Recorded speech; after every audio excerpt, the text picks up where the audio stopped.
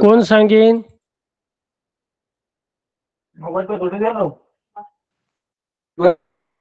Hello sir, तुम्ही काय विचारलं? मागच्या तासाला जी कविता आपण बघितली त्या कवितेचं नाव काय?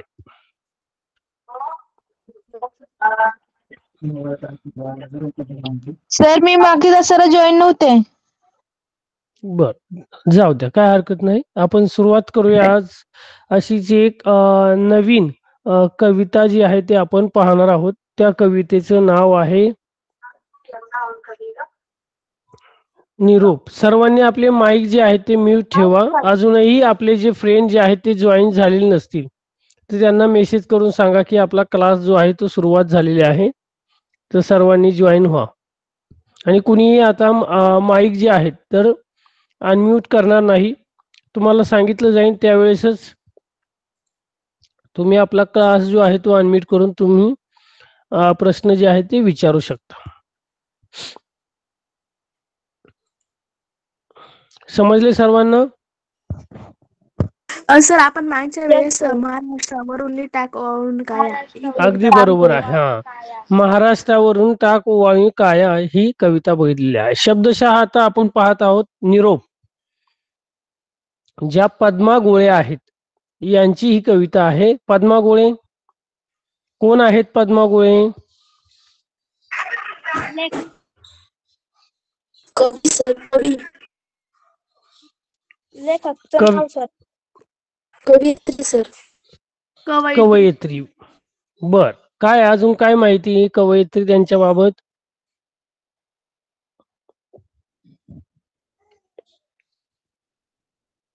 पद्मा गोळे जे टोपण नाव त्यांचं पद्मा आहे. त्यांचा जन्म जुलै 1900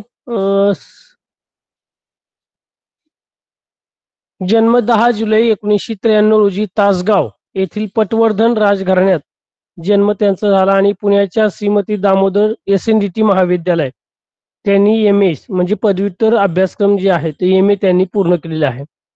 त्यांचा पहिला कविता संग्रह प्रगतीपथावर 1947 साली प्रसिद्ध झालेले. त्यांनी कथा, कविता संग्रह, नाटक हे त्यांचे खूप फेमस जे आहेत ते मानले जातात.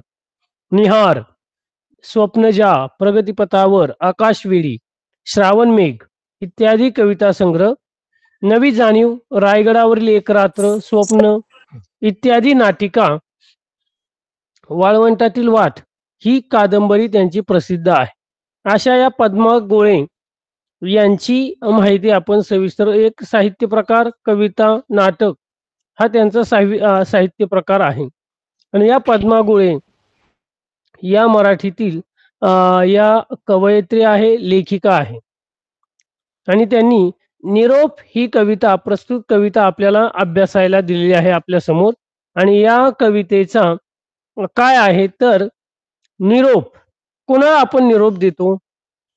जेव्हा तुमचे 10वी पर्यंत तुमची जर शाळा 10वी पर्यंत असेल तर तुमची 10वीची परीक्षा झाल्यानंतर शाळा तुम्हाला निरोप देते. म्हणजे तुम्हाला 11वी 12वी पुढच्या शाळेमध्ये जाण्यासाठी तुम्हाला हे करत असतो. जेव्हा तुम्ही काही परीक्षा देणार आहे किंवा बाहेरगावी तुम्ही चाललेला आहात शिक्षणासाठी तर आई बाबा तुम्हाला निरोप देत असतात, बरोबर. निरोप म्हणजे काय, एक स्वरूपाचं तुम्हाला पाठवणी करणे की नवीन लग्न झालेलं आहे आणि लग्न झाल्यानंतर जी मुलगी आहे तर आई बाबा तिला काय करत असतात, निरोप देत असतात, तिची मांडवणी करत असतात. तर अशा प्रकारे या निरोप हा शब्दशः अर्थ म्हणजे पाठवणी करणे. आपण त्यांना काय करत असतो, निरोप देत असतो. आणि या प्रस्तुत कवितेमध्ये जो मध्यवर्ती जी कल्पना आहे तर काय आहे तर सीमेवर लढणाऱ्या म्हणजे कविते रणांगणावर जाणाऱ्या आपल्या मुलाविषयीच्या आईच्या अंतकरणातील विविध भावनांचे चित्रण या कवयित्रीने प्रस्तुत पाठामध्ये प्रस्तुत कवितेमध्ये जे आहे ते अतिशय मार्मिक शब्दांमध्ये त्याचं वर्णन केलेलं आपल्याला पाहायला मिळतं. ते जे आहे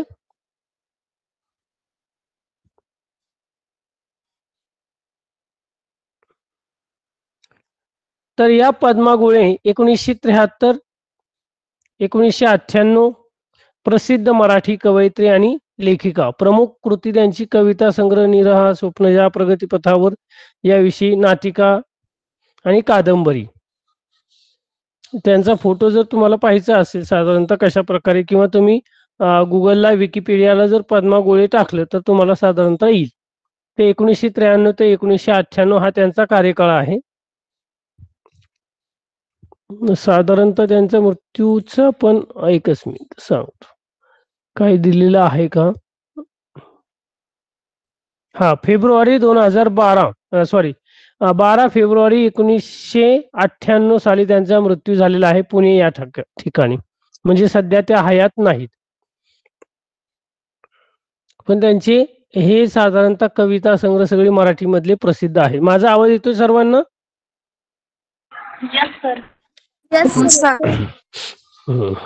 पुढे पाहूया.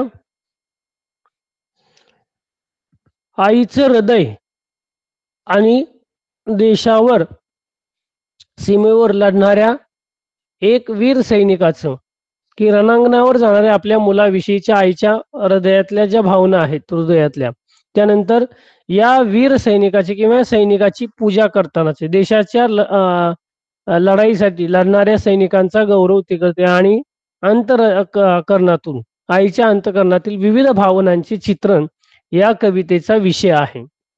हृदयस्पर्शी आहे.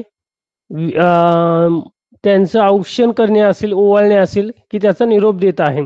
सुट्टी संपलेली आहे, दिवाळीची सुट्टी संपली आणि त्यांना आता सीमेवर आपल्या देशाचं रक्षण करण्यासाठी, सीमेचं रक्षण करण्यासाठी या सैनिकाची काय करायची आहे, पाठवणी करायची, निरोप द्यायचा आहे.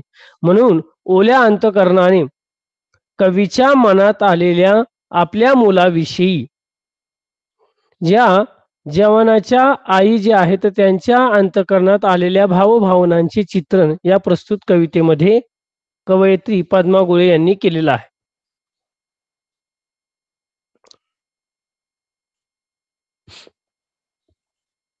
याची सर्व अंक पुस्तक पण असेल, पण आपण घेऊया. इथे खाली आहे स्क्रीनवर, तुम्हाला डायरेक्ट पुस्तकाचं नाही वाटत दिलेलं आहे.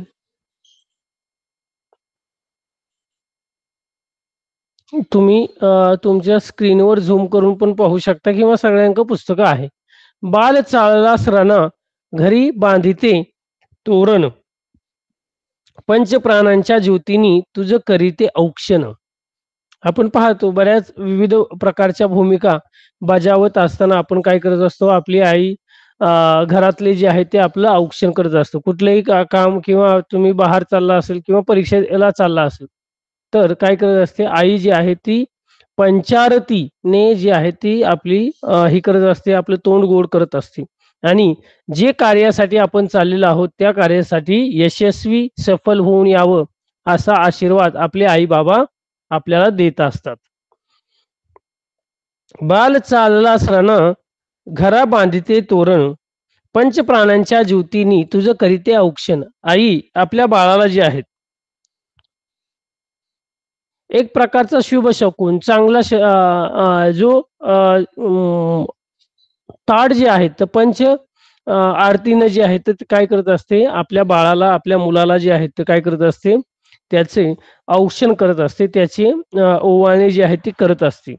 आनंदाने घराला एक प्रकारचं घरा बांधिते तोरण, घराला तोरण बांधलेलं आहे. बाल चालला सराना म्हणजे रणांगणामध्ये बाळ जो आहे तो चाललेला आहे, घराला तोरण बांधलेलं आहे,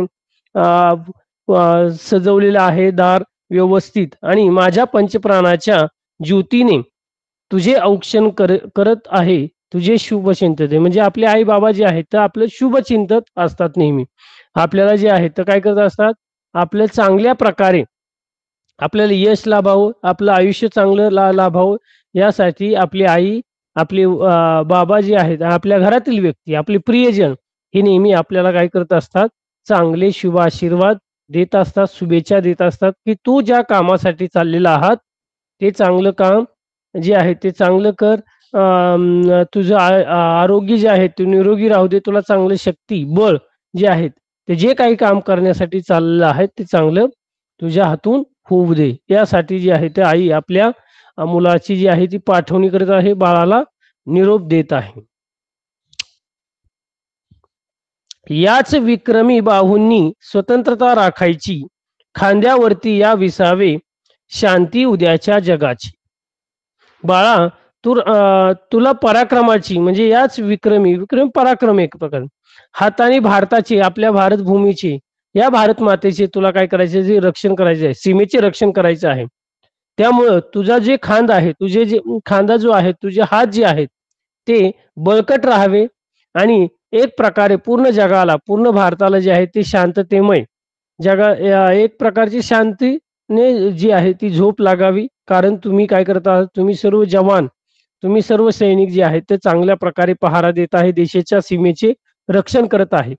तुम्ही आहे त्या सीमेवर म्हणून आज आपण या ठिकाणी चांगलं आनंदी आहोत, चांगलं कार्य करत आहोत, आपण चांगलं सुखाचं झोप घेत आहोत, सुखाचं जेवण आपण करत आहोत. का?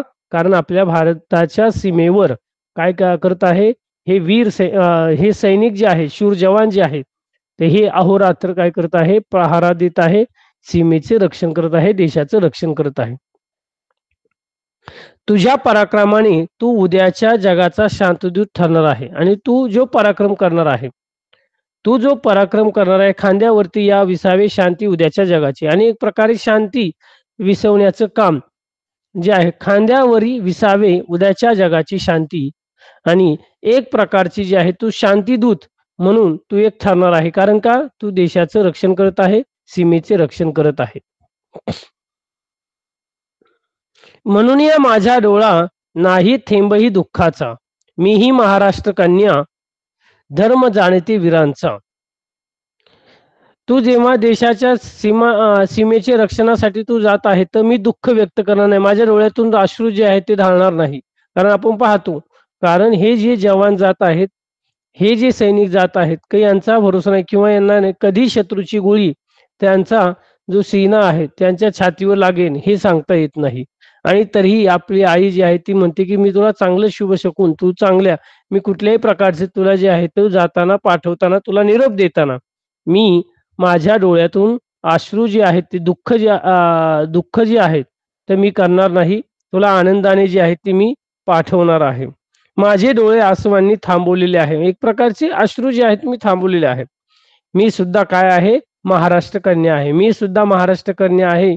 मला धर्म जाणतो वीरांचा, आणि मी एक प्रकारे वीरांचा धर्म मला माहित आहे, आणि वीर मातेचा वारस माझ्याकडे आहे. आणि एक प्रकारचं केव्हाही जरी एखादा जवान शहीद जर झाला तर त्याला वीर म्हणून आलेलं, कारण तो सीमेच्या रक्षणावर युद्धामध्ये जो आहे तो काय करत आहे, त्याला वीर मरण आलेला आहे. आणि मग त्या वीर मरण जर ज्या सैनिकाला आलेला असेल तर त्याच्या आई, त्याची पत्नी, त्यांना वीर माता, वीर पत्नी जे आहे ते म्हटलं जातं. आणि मी एक प्रकारचा महाराष्ट्र धर्म जाणते वीरांचा एक प्रकारे, आणि या वीर मातेचा वारसा माझ्याकडे जो आहे तो आहे. म्हणून तुम्ही काय करा, निश्चिंत प्रकारे जे आहे तर त्या सीमेच्या रक्षणासाठी तुम्ही चांगल्या प्रकारे जा. सगळ्याच गोष्टीला आपण जे आहे तर चांगल्या प्रकारे आपण शिक्षण घेण्यासाठी जात आहोत, बाहेर गावी जात आहोत, बाहेरच्या राज्यामध्ये जात आहोत, बाहेरच्या देशामध्ये जात आहोत, तर आपले आई वडील आपल्यासाठी चांगल्या प्रकारे प्रार्थना करत आहात.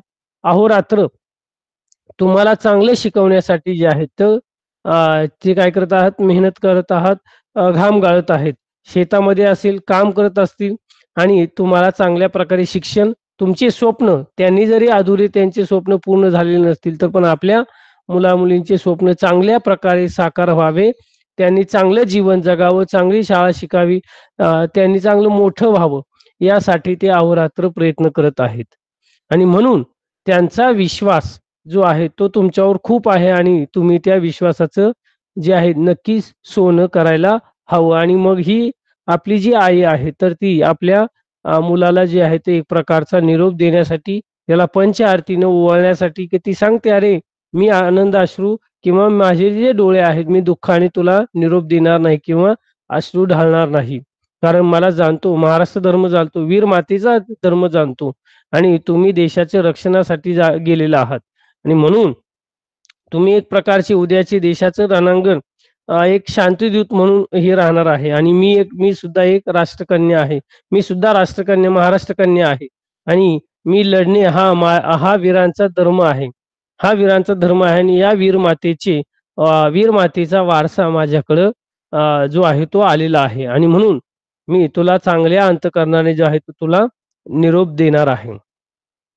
नाही एकही हुंदका मुखावाटे काढणार, मीच लावणी ठेवली तुझ्या तलवारीला धार. आणि तू लढायला जातोयस म्हणून माझ्या तोंडातून एक प्रकारचं मी हुंदका काढणार नाही, मी रडणार नाही, मोठ्याने रडणार नाही. उलट मी काय करणार आहे, तुझ्या तलवारीला जे आहे ते शस्त्राला जे आहे ते एक प्रकारची धार लावण्याचं काम ही करणार आहे. मी धार तुझ्या तलवारी जी आहे ती मीच लावणी ठेवली तुझ्या तलवारीला धार. मी तुझ्या तलवारीला जी आहे ते एक प्रकारची धार लावून ठेवलेली आहे आणि मी स्वतः तुझ्या हातात ती जी आहे ती सोपवलेली आहे. म्हणजे तलवार आता तलवारीने युद्ध नाही, तर आता काय आहे, विविध प्रकारची शस्त्रास्त्र आहे. जे आपण मागच्या इतिहासामध्ये पाहिले, की विविध प्रकारची तंत्रज्ञानाने युक्त असे प्रकारचे शस्त्रास्त्र आलेले आहे. आणि आता ह्या ज्या बंदुका आहे, रायफल जे आहेत, तर ही जी शस्त्र आहे, तर आई म्हणते, की मी तुझ्या हातात याला जे आहे ते चांगलं साफ करून, त्याला धार देऊन जे आहे ते तुझ्या हातात सोपवणार आहे. आणि म्हणून मी कुठल्याही प्रकारचा हुंदका, कुठल्याही प्रकारे तुला जो आहे तो काय करणार नाही, दुःख वाटेल, तुला हे वाटेल, तर एक प्रकारचा मी हुंदका काढणार नाही. अशुभाची सावलीही नाही पडणार येथे, अरे मीही सांगते ना, जिजा लक्ष्मीशी नाते. आणि एक प्रकारचं जे आहे तर मी तुला चांगला शुभ आशीर्वादच देणार आहे. अशुभ गोष्टींची छाया सुद्धा तुझ्यावर मी एक प्रकारे पडू देणार नाही. म्हणजे तुझा कॉन्फिडन्स, आत्मविश्वास मी ढळू देणार नाही. तुला वाईट वाटेल, तुला दुःख वाटेल, अशा स्वरूपाचा अशुभ जो आहे ते मी करणार नाही. कारण काय, मी सुद्धा वीर माता जिजाऊ, वीर माता वीर माता जिजाई आणि झाशीच्या राणीच्या एक लढवय्या, तसेच राणी लक्ष्मीबाई यांच्याशी माझे सुद्धा नातं आहे. आणि आपल्याला जो इतिहास आहे, आपला जो वारसा आहे, राजमाता जिजाऊ माँसाहेब असेल किंवा झाशीची राणी लक्ष्मीबाई असेल, तर यांनी कशाप्रकारे, स्त्रिया कशाप्रकारे लढतात, कशाप्रकारे आपल्या मातृभूमीचं रक्षण करत आहेत, कशाप्रकारे आपल्या मुलाचं रक्षण करतात, मुलांना चांगल्या प्रकारचे धडे देतात. तर याविषयीचं योगदान हे आपल्याला आपला इतिहास, वीर जिजामासाहेब असेल किंवा झाशीची राणी लक्ष्मीबाई असेल, ते यांच्याशी सुद्धा माझं एक प्रकारचं नातं जडलेलं आहे. तुझ्या शस्त्रांना अस्त्रांना शक्ती देईल भवानी, तुझ्या शस्त्रांना अस्त्रांना शक्ती देईल भवानी, शिवरायांचे स्वरूप आठवावे रणांगिणी. आणि एक प्रकारचं म्हणजे ज्या बंदुका आहेत, तलवारी आहेत, या बंदुका तलवारी जी आहेत एक प्रकारची भवानी माता जी आहे ते एक प्रकारची तुला शक्ती देईल. आणि या भवानी मातेचा, जसं की छत्रपती शिवाजी महाराजांना भवानी मातेचा आशीर्वाद होता भवानी तलवार च्या स्वरूपात, तशाच प्रकारे तुझे जे शस्त्रास्त्र आहेत, तुझ्या ज्या बंदुका आहेत, जे अस्त्र आहेत, एक प्रकारचा तुझ्या भवानी माता जी आहे ती तुला उदंड प्रकारची शक्ती ही बहाल करणार आहे. आणि या भवानी मातेचा आशीर्वाद तुझ्या पाठीशी नेहमी सदैव जो आहे तो राहणार आहे. जेव्हा तू जेव्हा तू युद्धामध्ये, जेव्हा तू सीमेवर लढशील, तेव्हा छत्रपती शिवाजी महाराजांचा पराक्रम नक्कीच तू आठव. शिवरायांचे आठवावे रणांगणी स्वरूप किंवा शिवरायांचे स्वरूप आठवावे रणांगणी. जेव्हा तू लढायला जाणार आहे, जेव्हा तू रणांगणावर लढणार आहे, तेव्हा नक्कीच आपल्या छत्रपती शिवाजी महाराजांचं रूप, स्वरूप जे आहे ते नक्की तू आठव. कारण तुला एक प्रकारची ताकद, आपण म्हणतो की नाही, कुठलंही रणांगण, कुठलंही युद्ध असेल तर हर हर महादेव, छत्रपती शिवाजी महाराज की जय, आपण एक प्रकारची घोषणा देतो ना, आपल्या अंगामध्ये जे आहे ते एक प्रकारचं बळ, चेतना जी आहे ती निर्माण होते, एक आत्मविश्वास निर्माण होतो. अशा प्रकारचे जे आहे ते तू काय कर, छत्रपती शिवाजी महाराजांचं जे आहे तर आठवावे रूप जेव्हा तू रणांगणावर जाणार आहे तेव्हा नक्कीच ते आठव. धन्य करी माझी कूस येई विजय होऊन, पुन्हा माझ्या हाताने दुधभात भरवणी. आणि म्हणती, धन्य करीन माझी जी कूस आहे, येई विजय होऊन पुन्हा माझ्या हाताने दुधभात भरवीन. आणि आई अशा व्यक्त करत आहे की तिचा मुलगा विजय होऊन परत येईल आणि त्याला आपल्या हाताने दूध भाताने म्हणजे चांगलं गोड तोंड ती करीत आहे. आणि ती एक आशा ठेवत आहे की धन्य करी माझी कूस धन्य होऊन, कारण मला तुझा अभिमान आहे की तू माझ्या पोटी काही केलेला आहे, जन्म घेतलेला आहे आणि मी नेहमी तुझ्या विजयाची कामना करीत आहे. आणि तू जेव्हा घरी येईल, तू जेव्हा वापस घरी येईल, तेव्हा नक्कीच मी तुझ्या माझ्या हाताने जे आहे तर तुझी आरती करीन, तुला दूध भाताने जे आहे दूध भात खाऊ घालीन आणि प्रेमाने तुला भरवीन, अशा प्रकारचे जे आहेत. तर पद्मा गोळे यांनी अतिशय सुंदर असं मार्मिक विविध प्रकारच्या शब्दरचना करून त्यांनी जी आहे ते एक प्रकारे सैनिकांना जे आहे तर निरोप कशा स्वरूपाचा दिला जातो, त्या आईचं अंतःकरण कशा स्वरूपाचं आहे, ते आईच्या अंतःकरणातल्या भावभावनांचं चित्रण या प्रस्तुत कवितेतून, निरोप या कवितेतून दिलेलं आहे.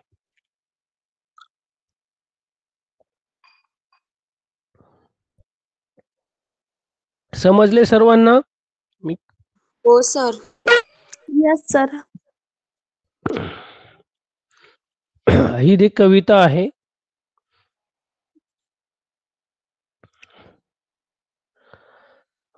किंवा आपण एकच मिनिट मी तुम्हाला हे दाखवतो, इथं आपलं पुस्तकच दाखवतो की जे व्यवस्थित तुम्हाला कविता, त्याचे बोल, त्याची शब्दरचना तुम्हाला चांगल्या प्रकारे आठवेल.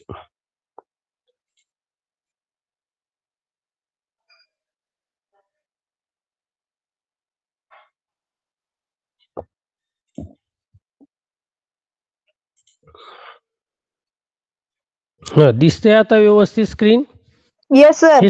हे सर्व हे तुमच्याकडे हे सर्व तुमच्याकडे आहे. तरी एकदा परत एकदा वाचन करू, एक एक शब्द जो काही तुम्हाला अर्थ समजलेला नसेल तर साधारणतः तुम्ही जो आहे तो विचारू शकता. परत एकदा थोडं कविते वाईज पुस्तका स्वरूपात तुम्हाला जो आहे तुम्ही सांगणार आहे. औक्षण करणे म्हणजे काय, थोडक्यात आपण एक प्रकार ओवाळणी, राईट, ओवाळणी करत असतो. औक्षण करणे, ओवाळणी.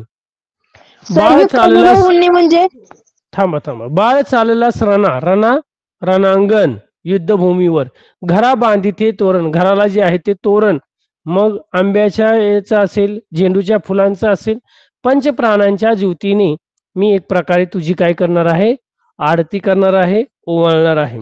पंचारती आपण म्हणतो की नाही, तर एक प्रकारे पंचारतीनं तुझं जे आहे ते औक्षण करणार आहे, तुला जे आहे ते मी ओवाळणार आहे.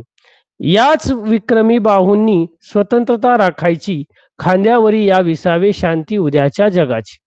याच विक्रमी, तुझे जे बाहू आहे म्हणजे हात काय आहे, एक प्रकारे तुझ्या या पराक्रमी हाताने भारताचे चांगल्या प्रकारे रक्षण व्हावे, भारताच्या सीमेचं रक्षण व्हावं, स्वातंत्र्याचं रक्षण व्हावं, आणि तुझ्या या बाहूंना, तुझ्या ज्या खांद्यांना, तुझ्या ज्या हातांना जे आहेत एक प्रकारचं बळकट करण्यासाठी भविष्यातील जगाची एक प्रकारे शांती, स्वतंत्रता राखायची, खांद्यावर या विसावे शांती उद्याच्या जगाची, आणि भविष्याची एक प्रकारे शांती नांदायची असेल तर तुझे हे बाहू चांगल्या प्रकारे बळकट राहणं खूप आवश्यक आहे, आणि तू एक प्रकारचा उद्याच्या जगाचा एक शांतीदूत म्हणून विसावणार आहे. आता काहीतरी विचारलं होतं कोणीतरी, प्रश्न बोलू शकतो. सर, विक्रमी बाहूंनी म्हणजे काय? विक्रमी बाहूंनी, जो विक्रमी बाहू म्हणजे एक आपले हात, तुझे जे हात आहे ते बळकट व्हावे, चांगल्या प्रकारे तुला विजय मिळावा, पराक्रम, तुझा जो पराक्रम आहे याच पराक्रमाने तुझे बाहू जे आहे ते चांगल्या प्रकारे बळकट व्हावे. तुझे जे बाहू जर बळकट असतील तर चांगल्या प्रकारे रणांगणावर जाऊन जो आहे तो पराक्रम गाजवणार आहे, जास्तीत जास्त शत्रूंचा जो आहे तो खात्मा करणार आहे, आपल्या देशाच्या सीमेचे रक्षण तू करणार आहे. म्हणजे याच विक्रमी बाहूंनी स्वतंत्रता राखायची, आणि आपलं स्वतंत्र चांगलं आबादित राहायचं असेल, देशाची सीमा चांगल्या प्रकारे राहायची असेल, तुझे हे खांदे, तुझे जे हात आहे ते चांगल्या प्रकारे बळकट राहणं खूप आवश्यक आहे, आणि तू एक प्रकारचा उद्याच्या शांतीचा दूत राहणार आहे. भविष्यात उद्या जगाची जी शांती, एक प्रकारचा शांतीदूत म्हणून तू जो आहे तो काय विसावणार आहे. विक्रमी म्हणजे पराक्रम आणि बाहू म्हणजे हात. पुढे सर मी विचारले सर, तो चौथा पॅरेग्राफ मधला पहिली लाईन दुसरी लाईन ते समजली नाही. कोणता चौथा पॅरेग्राफ? नाही, ते एक एक प्रकारचे कडवं आहे, पहिला, दुसरा, तिसरा, चौथा, पाचवा. ते नाही, एक हुंड का मुखा सांगतो मी त्यामुळेच परत एकदा घेतले की तुम्हाला साधारणतः आपल्या पुस्तकातले जे कडवे आहेत ते चांगले प्रकारे शब्दशः तुम्हाला समजावे यासाठी आहे. म्हणून माझा डोळा नाही थेंबही दुःखाचा, मीही महाराष्ट्र कन्या, धर्म जाणते वीरांचा. आणि एक प्रकारे माझा डोळा सुद्धा म्हणजे माझ्या डोळ्यात एक सुद्धा एक प्रकारचा थेंब मी गाळणार नाही. एक प्रकारचा जो आहे, कारण तू काय करत आहे, देशाच्या रक्षणासाठी तू रणांगणावर चालला आहे. आणि या रणांगणावर जात असताना मी एक प्रकारे जे आहे तर मी हुंदका, मी रडणार नाही. मी डोळे असवाने जे आहेत, एक प्रकारे माझ्या डोळ्यातले जे अश्रू आहे मी थांबवलेले आहे. आणि मीही सुद्धा काय आहे, महाराष्ट्र कन्या आहे. मीही महाराष्ट्र कन्या, धर्म जाणते वीरांचा. मला पण माहीत आहे, मला पण म्हणजे लढणे हा वीरांचा धर्म आहे हे मला माहीत आहे. आणि वीर मातेचा वारसा माझ्यामध्ये सुद्धा आहे. नाही एकही हुंदका मुखा वाटे काढणार. हुंदका, हुंदका म्हणजे काय? आपण काय म्हणतो की मोठमोठ्याने जोरजोरात रडणे. जर एखाद्याला आपण अलविदा करत असतो, एखाद्याचा निरोप देत असू, तर तेव्हा कुठेतरी आपले डोळ्यात जे आहे ते दुःखाश्रू आपण काढत असतो. तू लढायला जेव्हा जात आहे, तू आता चाललेला आहे आणि तुझ्या तोंडातून म्हणजे माझ्या तोंडातून एक प्रकारचा आहे, कुठल्याही प्रकारचा हुंदका फुटणार नाही. जे अश्रू गाळणार नाही, म्हणून मोठमोठ्याने रडणार नाही. उलट मी काय करणार आहे,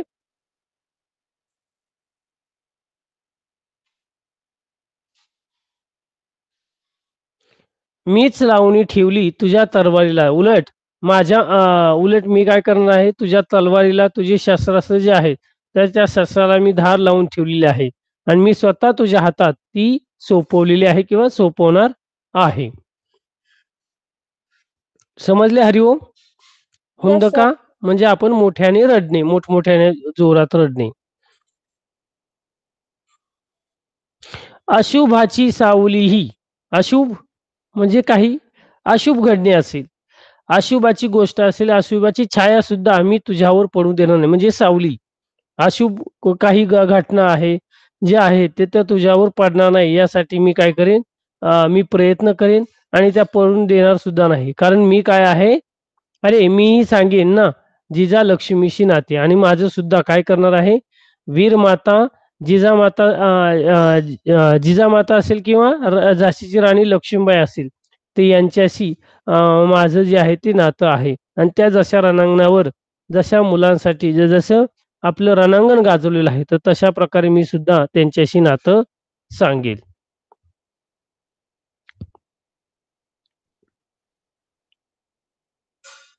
तुझ्या शस्त्रांना अस्त्रांना शक्ती देईल भवानी, शिवरायांचे स्वरूप आठवावे रणांगणी. आणि तुझे शस्त्रास्त्र जे आहेत, मग तुझी बंदूक असेल तर त्या एक प्रकारचे भवानी मातेचा आशीर्वाद आहे. आणि भवानी मातेची शक्ती त्या शस्त्रास्त्रांना चांगल्या प्रकारे आहे, तिचा भवानी मातेचा आशीर्वाद आहे. आणि तू जेव्हा युद्धावर जाशील, रणांगणावर जाशील, तर तेव्हा नक्कीच तू छत्रपती शिवाजी महाराजांचं स्वरूप जे आहे ते तू पराक्रम जो आहे छत्रपती शिवाजी महाराज, छत्रपती संभाजी महाराजांचा, तो पराक्रम नक्कीच आठव. आणि ते जेव्हा छत्रपती शिवाजी महाराजांचे चित्र तुझ्या समोर असेल, तर नक्कीच तू चांगल्या प्रकारे तुझं जे आहे देशाच्या रक्षणासाठी जे आहे तो चांगल्या प्रकारे तुझा पराक्रम जो आहे तो रणांगणावर नक्कीच चांगल्या प्रकारे दाखवणार आहे. रणांगण म्हणजे एक प्रकारची युद्धाची जागा. आठवावे म्हणजे स्वरूप आपण आठवलं पाहिजे. धन्य करी माझी कूस,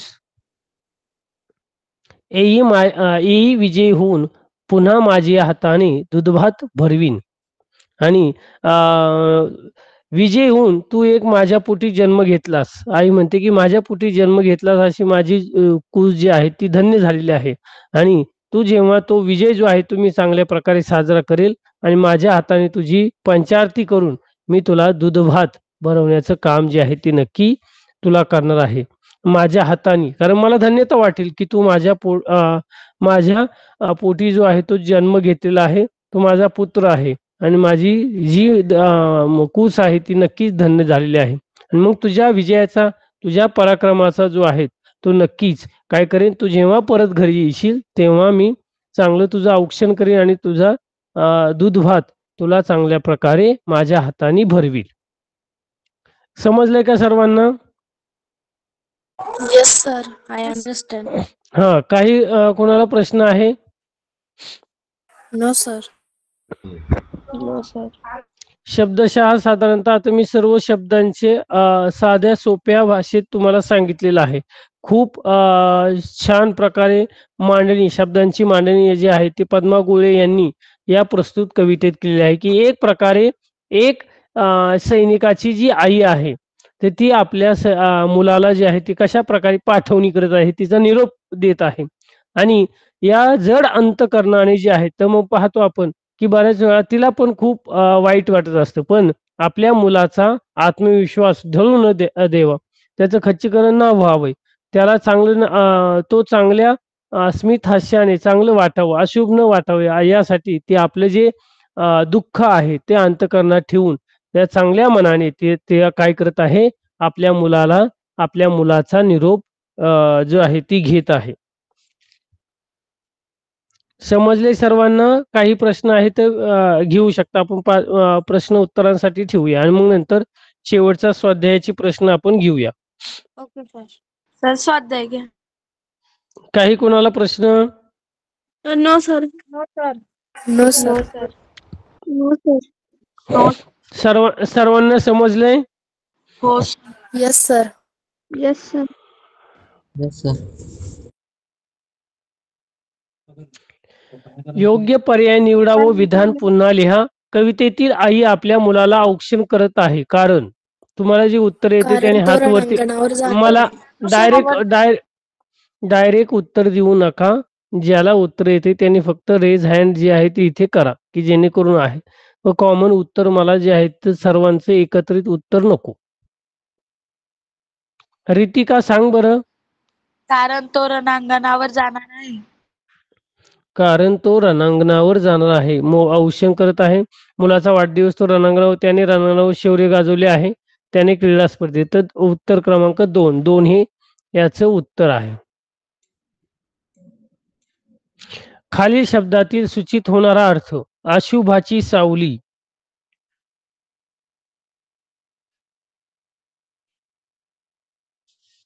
अशुभाची सावली.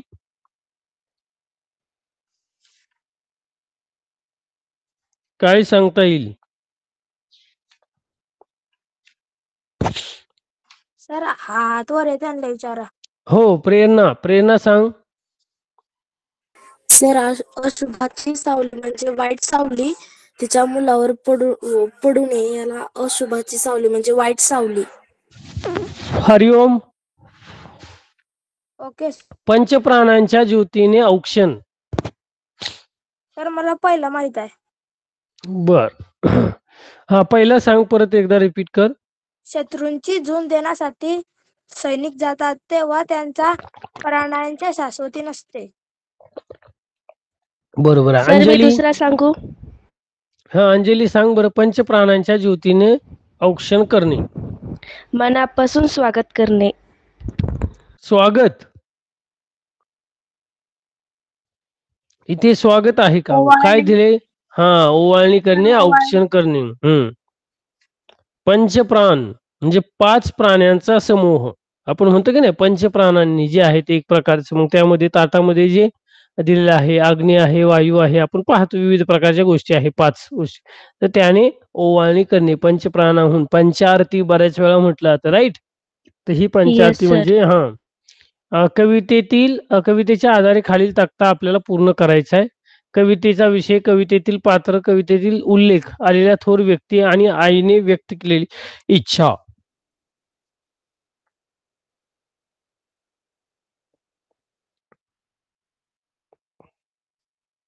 सर कवितेचा विषय हम्म रणांगणावर जाणाऱ्या आपल्या मुलाविषयीच्या आईच्या अंतःकरणातील विविध भावनांचे चित्रण. अगदी बरोबर आहे. कवितेतील पात्र कोणते आहे? सर मी कॅरेक्टर. सांगू. हा, मुलगा आणि आई. अगदी बरोबर आहे. कवितेत उल्लेख आलेल्या थोर व्यक्तींची नावं किंवा त्या थोर व्यक्ती. शिवाजी महाराज. राणी लक्ष्मीबाई. थांबा, शिवाजी एकच जण सगळे सांगू नका. वेदिका सांग. सर जिजालक्ष्मी. जिजामाता, राणी लक्ष्मीबाई आणि छत्रपती शिवाजी महाराज हे जे आहे. आणि आईने काय व्यक्त केलेली आहे इच्छा? विजय होऊन आलास की माझ्या हाताने दूध भात भरवीन. विजयी होऊन जर तू आलास तर नक्कीच तुझं दूध भाताने जे आहे ते मी काय करेन, जे आहे पुन्हा माझ्या हाताने दूध भात भरिणे. येई विजयी होऊन पुन्हा माझ्या हाताने दूध भात भरवीन. तू विजय घेऊन जर आला, विजय होऊन आला, तर मी पुन्हा माझ्या हाताने तुझी पंचारती ओवाळीन आणि तुला दूध भात भरवीन. द काव्य सौंदर्य स्पष्ट करा. तुझ्या शस्त्रांना अस्त्रांना शक्ती देईल भवानी, शिवरायांचे स्वरूप आठवावे रणांगणी. या काव्यपंक्तीतून व्यक्त होणारा अर्थ स्पष्ट करा.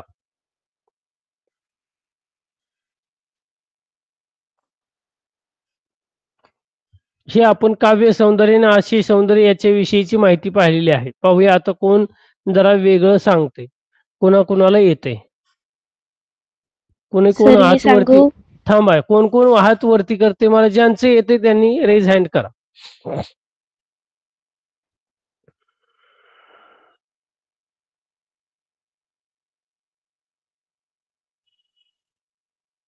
हा, रागिनी. सर बोलू. हो. तर जे शिवाजी महाराज होते ना त्यांना ना भवानी माताने ना आशीर्वाद दिला होता. तसंच ना ती आई सांगते की तुला पण भवानी माता आशीर्वाद देईल आणि तुझ्या सोबत राहील. काय आहे? तुझ्या शस्त्रांना अस्त्रांना शक्ती देईल भवानी, शिवरायांचे स्वरूप आठवावे रणांगणी. या कविपंक्तीने व्यक्त, तुम्हाला साधारणतः हे जे शेवटची जी दुसऱ्या क्रमांक आहे, तुझ्या शस्त्रांना अस्त्रांना शक्ती देईल भवानी, तर त्याचा अर्थ तुम्हाला तुमच्या शब्दात जो आहे तो मांडायचा आहे. अजून प्रेरणा. यस सर, मला जसं कवितेत हो तुम्ही हो, सांगितलं तसं मी सांगू का? तुझ्या शब्दात सांगायचे. ती आई त्या मुलाला म्हणत आहे की तुझ्या शस्त्र अस्त्र आहेत ना त्याच्यावर देवी भवानी शक्ती देईल त्यांना, आणि तू जेव्हा रणांगणावर जाशील लढाई करायला तेव्हा तू शिवरायांचे स्वरूप तुझ्या डोळ्यासमोर आठव आणि लढ, असं म्हणत आहे सर. ओके. हरिओम. सर मी लिहिलेलं आहे, वाचू का? हो हो, झालं. पण तुझं सध्या शाळेमध्ये झालंय का तुझं? नाही सर. आता लिहिले. हो, बर बर बर, त्याच्या अगोदर. अगदी बरोबर आहे. बर बर, सांग काय लिहिले बघूया आपण तुझे विचार. हा. रणांगणावर लढायला जाणाऱ्या बाळाला धीराने निरोप देताना आई म्हणते, तुझ्यावर अशुभाची सावली पडणार नाही.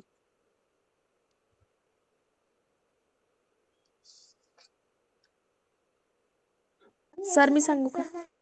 सर मी सांगू प्लीज? नाही, हरिओम थोडस चुकतंय. अंजली सांग बरं. सर मी सांगू वेदिका? हा, अंजलीने सांगितलं का? मग वेदिका तू सांग. आई आपल्या मुलाला सांगते की तू जेव्हा युद्धभूमीवर जाशील तेव्हा भवानी देवी तुझ्या शस्त्र आणि अशस्त्रात शक्ती देईल. त्याचबरोबर तू रंगगात छत्रपती शिवाजी महाराज शौर्य आणि पराक्रम आठवून लढायचे आहे. इथे आपल्याला ओळींमध्ये तुम्हाला दिले, तुझ्या शस्त्रांना अस्त्रांना शक्ती देईल भवानी माता. म्हणजे तुझे जे शस्त्रास्त्र आहेत तर त्यांना एक प्रकारे भवानी माता चांगल्या प्रकारे शक्ती देईल. तुला भवानी मातेचा आशीर्वाद असेल आणि तू जेव्हा रणांगणावर जाशील तर तेव्हा नक्कीच एकदा छत्रपती शिवाजी महाराजांचं स्वरूप नक्की आठव. तुला नक्कीच एक प्रेरणा, तुला चांगल्या प्रकारचं बळ हे यामधून जे आहे ते मिळणार आहे. आणि या बाळाला निरोप देत असताना या वीर मातेचे दर्शन व तिची मनोकामना या ओळीतून जे आहे ते त्यांनी स्पष्ट केलेली आपल्याला पाहायला मिळते. हा, अजून याच्या व्यतिरिक्त कोणाला काही वेगळं सांगायचंय का? पुढचा प्रश्न घ्यायचा? सर पुढचा प्रश्न घ्या. पुढचा प्रश्न घ्या. बर, आता इथे मी लोअर हे करतो सर्वांचे. आता पुढचा प्रश्न जेव्हा विचारेल तर तुम्ही ज्यांना येते त्यांनी वरती हात करायचे. धन्य करी माझी कुस येई विजय होऊन पुन्हा माझ्या हाताने दुधभात भरविणी. शेवटचा जो ओळ आहे इथे दिलेली, तर त्याविषयीचे तुम्हाला थोडक्यात अर्थ स्पष्ट करायचा आहे. ज्याला येते त्याने हात वरती करायचा. सोपं आहे, याच्यात काही एवढं तुम्हाला हे करायचं नाही. शब्दशः साधारणतः तुम्हाला जो आहे तो तुमचं मत व्यक्त करता आलं पाहिजे. चला, याच्या व्यतिरिक्त अजून बाकीच्यांनी पण सांगायचे, फक्त एवढेच नको. विजय सांग बरं. विजय थांबा, ज्यांनी हात वरती केले त्यांनी ऑलरेडी मागच्या प्रश्नाचं उत्तर सांगितलं. आपण दुसऱ्या जागृती सांग बरं. सर प्रश्न एकदा रिपीट कराल का? प्रश्न आहे इथे मी टिक मार्क केलेले आहे. तुम्हाला दिसत नाही का screen? No sir, screen no sir. बर, मी परत एकदा ही करतो.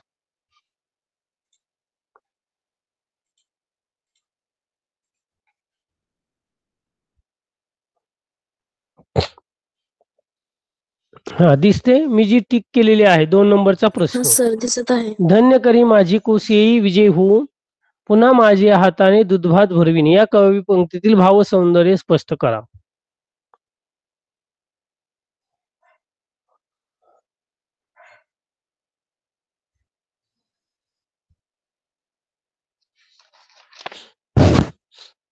सर मी सांगू वेदिका? सर मी सांगू का? सर मी सांगू का? थांबा जरा, वेगळ्या जणांना पण सांगू दे. ज्यांनी अगोदरचा पहिला प्रश्न सांगितला त्यांच्यासाठी नंतर, जे वेगळे आहेत. मयुरी सांग बरं. हा मयुरी. Yes sir. तिची आई म्हणते त्या बाळाला, तिच्या मुलाला की रणांगणावर जातोय तर मी तुला विजयी होतानाच पाहीन. मी तुला असंच जाऊ देणार नाही.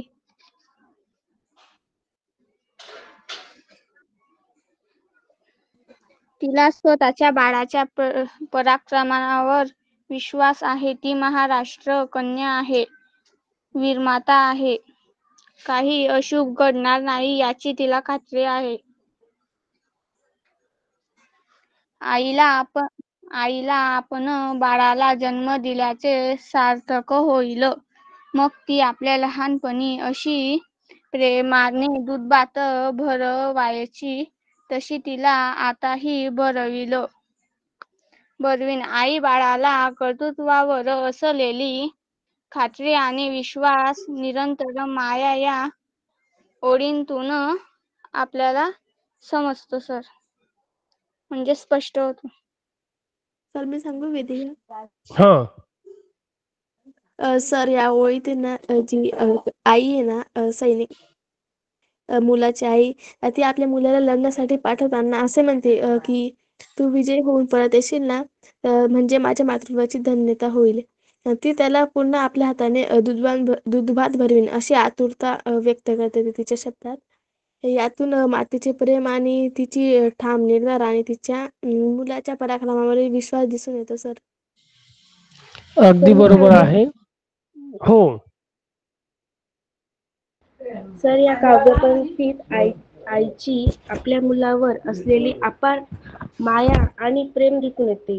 ती आपल्या मुलाला सांगते की तू विजय होऊन परत आल्यावर माझी कूस धन्य होईल आणि मी पुन्हा तुला स्वतःच्या हाताने दूधभात भरवण. यातून आईची आपल्या मुलाच्या विजयाची आणि सुरक्षेची परत येण्याची तीव्र इच्छा व्यक्त होते. अगदी बरोबर आहे.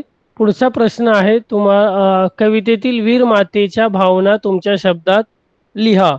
तर या वीर मातेच्या ज्या भावना आहेत तर तुम्हाला अभिव्यक्त म्हणजे तुमच्या शब्दात मांडायच्या आहेत.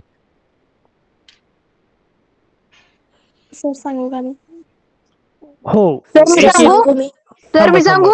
थांबा, इथले वेगळे जण पाहूया. आता सगळ्यांनी हात खाली करा आणि ज्यांना येते त्यांनी आता परत हे करा, की जेणेकरून ज्यांनी सांगून झाले त्यांच्यासाठी जरा थोडं विजय पासून सुरुवात करूया. सर सांगू का मी? हो. रणांगणावर रडायला जाताना बाळाला निरोप देणारी कवितेतील आई ही सामान्य आई नाही, ती वीर माता आहे. ती या प्रसंगी आनंदाने घराला तोरण लावत आहे. कारण तिच्या पंचप्राणांनी त्याच्या बाळाचे ते औक्षण नाही करणार आहे, कारण तिचे बाळ रणांगणावर लढायला जाणार आहे आणि त्याच्या पराक्रमी बाहूंनी ती देशाच्या स्वातंत्र्याचे रक्षण करणार आहे, म्हणून ती त्याचे औक्षण करणार आहे आणि तुझ्या खांद्यावर भविष्याची सुख शांती विसावलेली आहे ही असे ती तिच्या मुलाला सांगत आहे. आणि माझ्या डोळ्यांना अश्रू येणार नाहीत की आणि गळ्यातून काही दाटणार नाही असं वीरमाता तिच्या मुलाला सांगते आहे. आणि ती म्हणते की मी ही वीरांचा धर्म जाणणारी महाराष्ट्र कन्या आहे, मला जिजाऊ आणि राणी लक्ष्मीबाईचा वारसा लाभलेला आहे. ते असं म्हणत आहे मीच तुझ्या तलवारीला धार लावून देईल आणि तुला रणांगणावर लढण्यासाठी पाठवील आणि तुझ्या त्या तलवारीला माई भवानी तुला शक्ती देईल, विजय होऊ नये, मग तुला मी माझ्या हाताने दूध भात भरविल असे तिची आई त्याला हिमतीने सांगत आहे. तिची आई तिला हिमतीने स्क्रीन सांगत दिसत नाही. नाही दिसत. ओके. काय हे नाही स्क्रीनवर आता ऑलरेडी तुम्हाला प्रश्नच हे होते. तर अशा प्रकारे तुम्हाला साधारणतः जो आहे तो आपला स्वाध्याय हा जो आहे तो सोडवायचा आहे. Yes, समजलं का? हा. हो सर. सर मी आपलं उत्तर थोडक्यात सांगते. हो सर. काय? सर मी या प्रश्नाचं उत्तर थोडक्यात सांगू का? हो, आता आपला टाइम तुम्हाला परत पुढे हे आहे ना क्लास, त्याच्यामुळे आपण इथेच थांबूया. तुम्ही वहीमध्ये लिहा आणि ग्रुपला जे आहे ते शेअर करा. ओके. तर थांबूया इथेच. हा. हा स्वाध्याय जो आहे तो आपल्या कवितेच्या खालचे जे 5 प्रश्न आहेत ते साधारणतः तुम्हाला सोडवायचे आहे. Okay sir. Bye sir. चला थँक्यू. थांबूया.